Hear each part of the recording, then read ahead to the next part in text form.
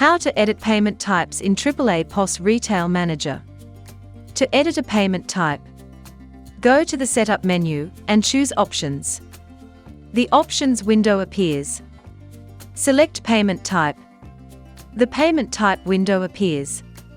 Select the payment type you want to edit from the list box and select Edit. The Payment Type Properties window appears.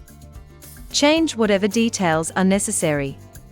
Select the This Payment Type is Active option to make the payment type active, or deselect this option to make the payment type inactive. If you have integrated your AAAPOS, for example, to Linkly or Tyro, select the This Payment Type is Electronic option. You can allow cash out for electronic payment types.